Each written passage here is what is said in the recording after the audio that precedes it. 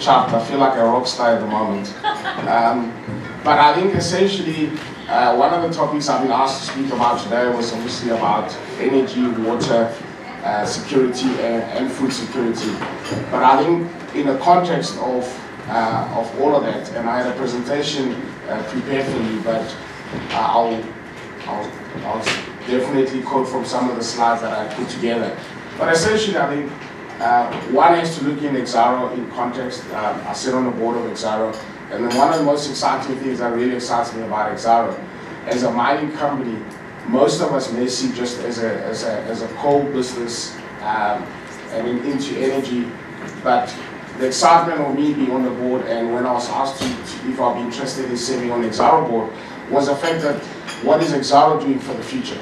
And the three key areas that Exxaro has identified, which is a topic that I'm going to be talking about, is that they're investing in water security, they're investing in food security, and are also investing in energy.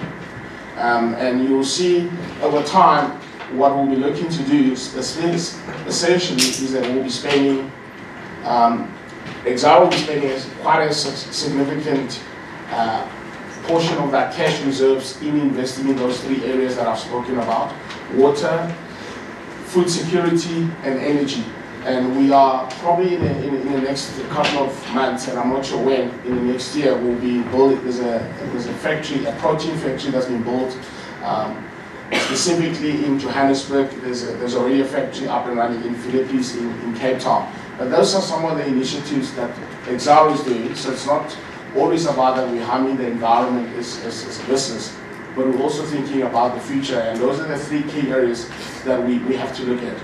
In the context of South Africa, we're probably the 30th in the world of probably the driest area. The average rainfall for most countries is about 850 millimeters.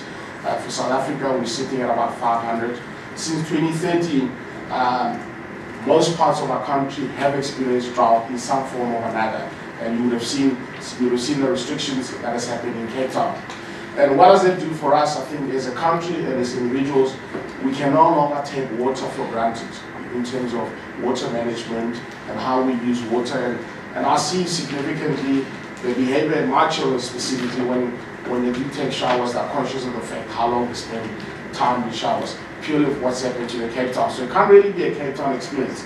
It's actually a challenge that's going to happen in most of urban South Africa. As South Africa becomes more urbanized, more people moving away from the rural areas, we are going to have a challenge with water, and it's a fact of life. That's what we're going to have to deal with. In actual fact, water may become part of our security issues, and we take it for granted for most of us who live in urban areas.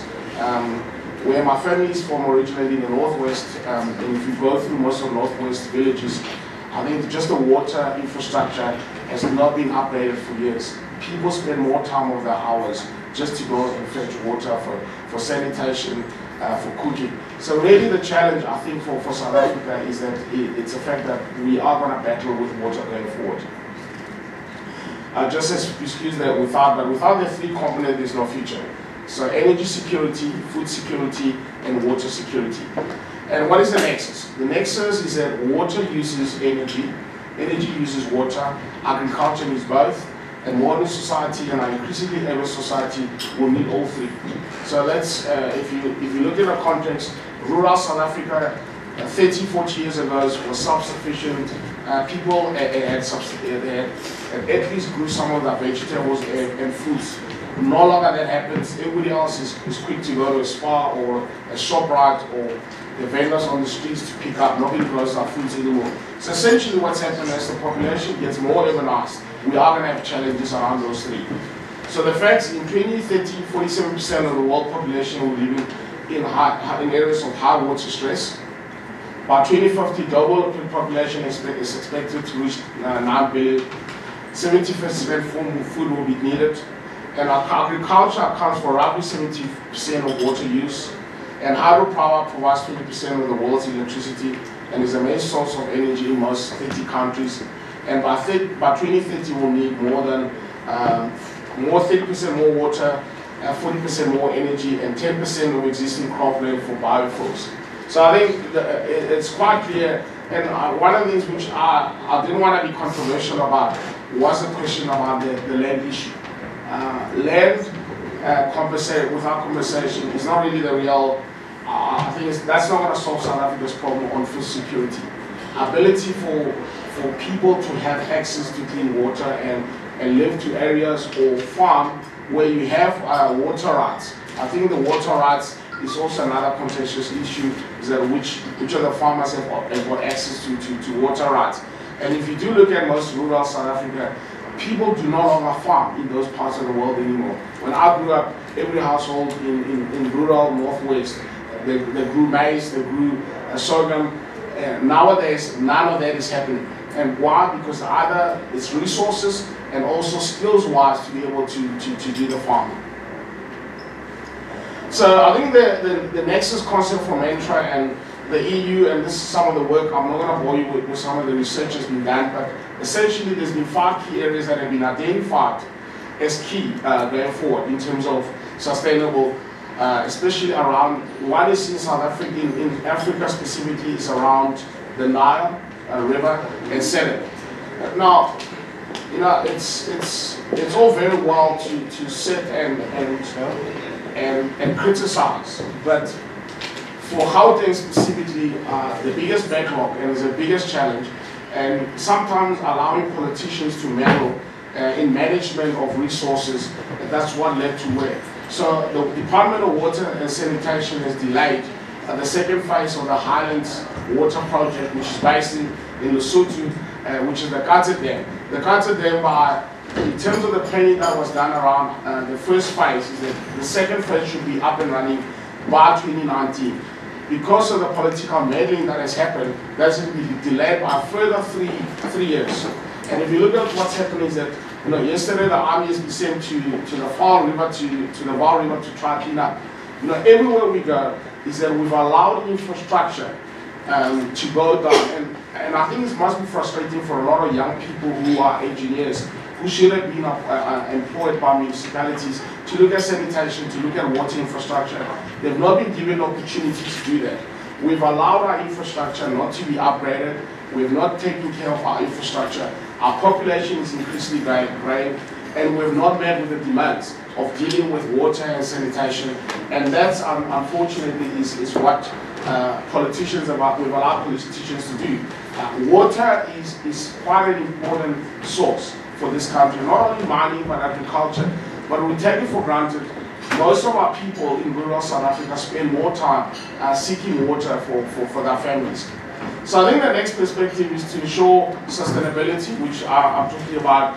Young engineers should be deployed. I think days of cadre deployment are over. We need to be realistic. We have young people who are well educated who should be deployed in those municipalities and be guided by experienced old hands to look at the sustainability of that. We obviously need to look at human settlements and make them safer. It doesn't make sense that today in a country like ours, people first build informal settlement without water infrastructure or electricity infrastructure.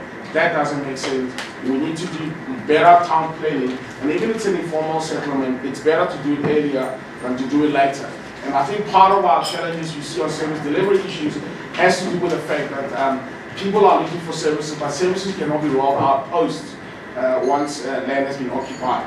What is the chances? You know, and I'm not at all a climatologist, but if you look at the weather patterns, there's predictions that over time, Johannesburg, which is the biggest man-made forest, may over time have too much rain. And what will that lead to? We may become a malaria city, similar to Lagos or some of the cities that I've traveled with, where you do have a downfall of water. And if you've not done the infrastructure to deal with that, we'll lead ourselves to getting diseases like cholera and malaria. So it's quite key for ensuring that we do plan for all these droughts. There is a climate change, that's a fact of life. But I think people take water for granted as much as we took electricity for granted, from becoming the cheapest, from being the cheapest producer of electricity.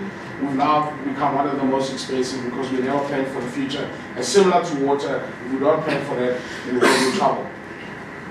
Of course, access to and affordability, which is really, and both water and energy is exactly the same. Still a lot of our people, and we crowd out, but it's a fact of life.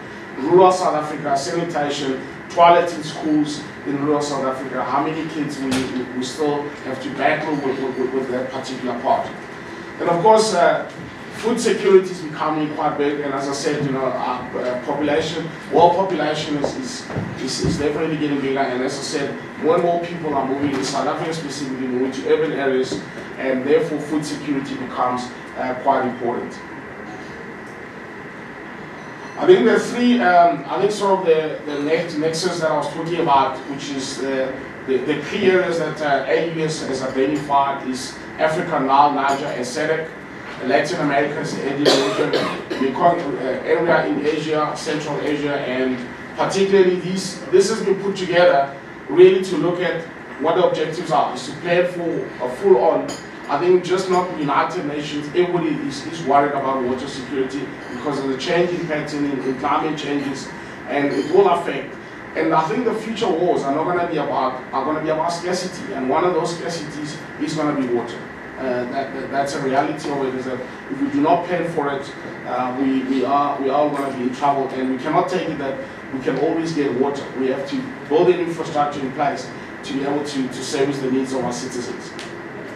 So the components are identified as obviously the three key areas, which is SADC, Niger, and Nile, which has been identified as the two.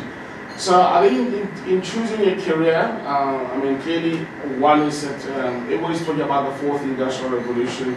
I myself come from the IT industry with a background. But these are the three key areas that I think choose a career and will make a difference. It's in water, energy, and food security.